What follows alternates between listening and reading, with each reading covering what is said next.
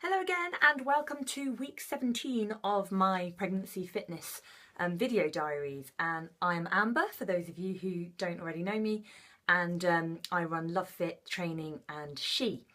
So in week 17, I'm currently about 17 and a half weeks along in my pregnancy, and what I wanted to talk to you today about was why I think that running during your pregnancy is maybe not the best thing.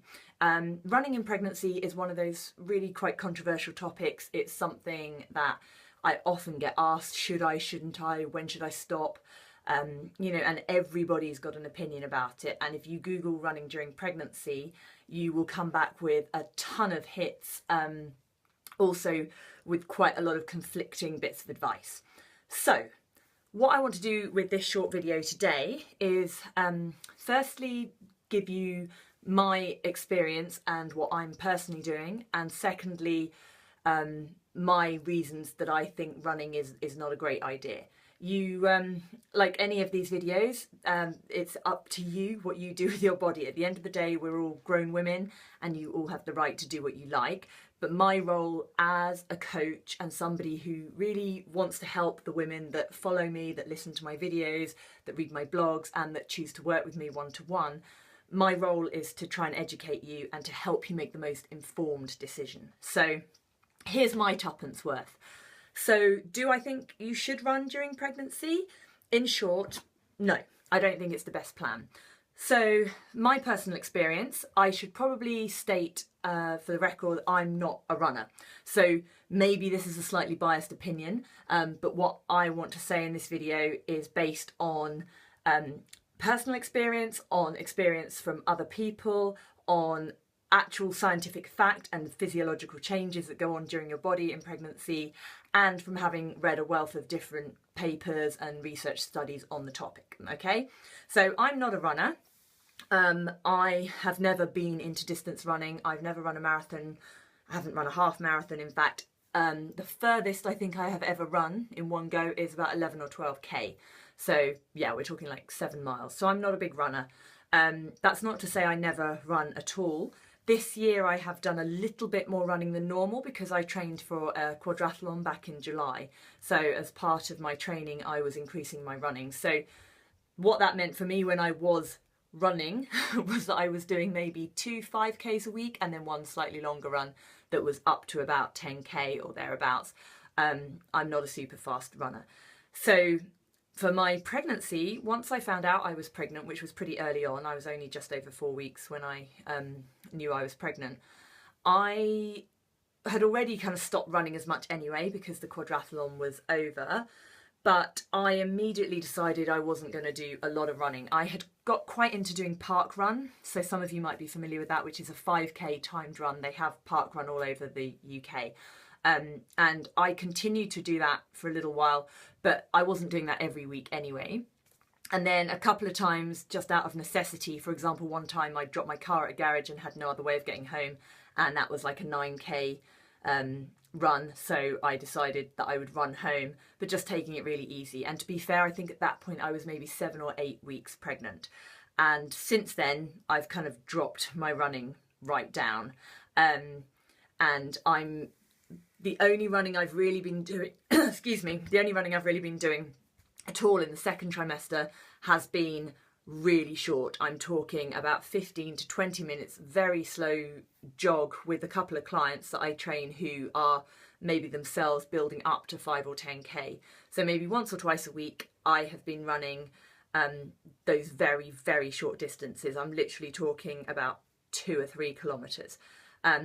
So that's it.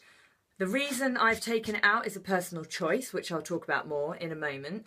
But interestingly, this last week, so yeah, just after I turned 17 weeks, I was running with a client. Again, as I say, I was out for no more than 15 minutes. But towards the end of the run, I became very aware of a real bearing down sensation. It's quite an unusual feeling. If I weren't pregnant and I had that feeling, I would be really concerned about what the feeling was. But yeah, the best way to describe it is a bearing down. I could feel the pressure on my pelvic floor. Now, for the record, I do not have a very big bump at all at the moment. In fact, it's a mild a mild rounding of my lower abdomen. So it's not like I'm, at 17, 18 weeks running along with a huge bump. So it's just amazing the difference that the weight of that baby, which is still, not much bigger than the size of my hand, is actually making a huge difference to my pelvic floor. So from now, I'm actually making the decision to not run at all, and have told the couple of clients that I run with that I will no longer be able to run with them, and we will have to work around that. So I'm not talking about, if you have to run for a bus or you're chasing after a toddler or your dog or anything like that. That's not an issue. What I'm talking about is longer, continuous, steady running. So why do I feel that you shouldn't be running during your pregnancy? There are two simple reasons, really. Number one, it's not great for your pelvic floor. No matter how big you are, how big your bump is, you are going to be putting a lot of extra pressure on your pelvic floor. That constant pounding, it's the same as any kind of jumping or explosive movement. The reason I don't recommend it during your pregnancy is because that is going to impact your pelvic floor.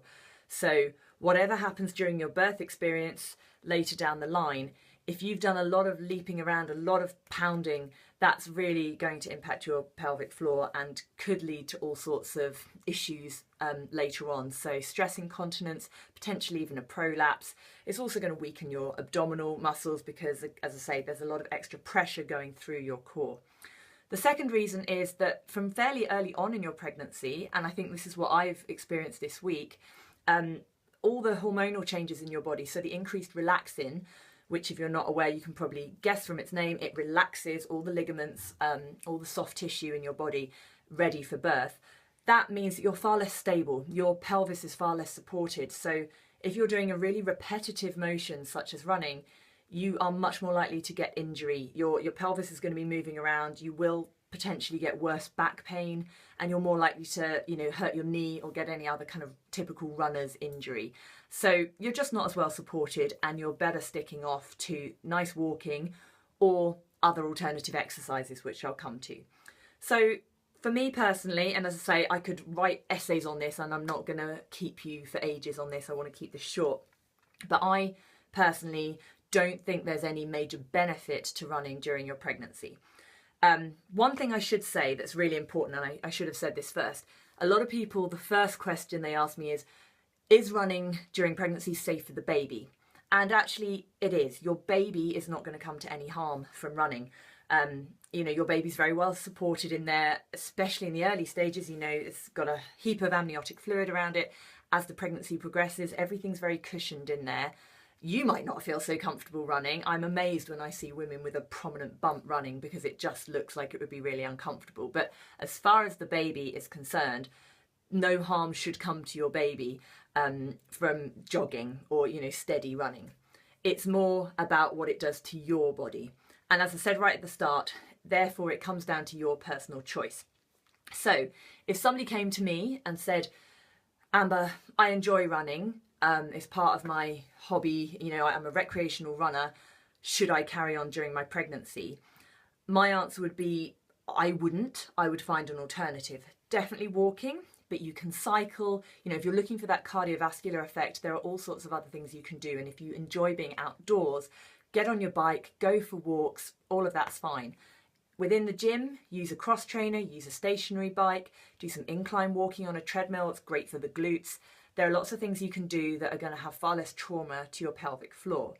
There are instances, obviously, where it's slightly different. If you are a competitive runner, I don't train any athletes. Obviously, if you're an athlete and you have a very good reason for needing to run and wanting to keep your running condition, then I get it. You're not going to want to hang up your running trainers for 9 months or possibly longer for fear of losing condition. But the bottom line comes down to, you've got to weigh up the pros and cons. So if you have a professional need or a semi-professional need to run, then that's your choice. And if you're prepared to face the potential consequences of pelvic floor damage and, muscle pains and lower back ache and injuries, then, you can make that decision and you can carry on and, your baby will be fine.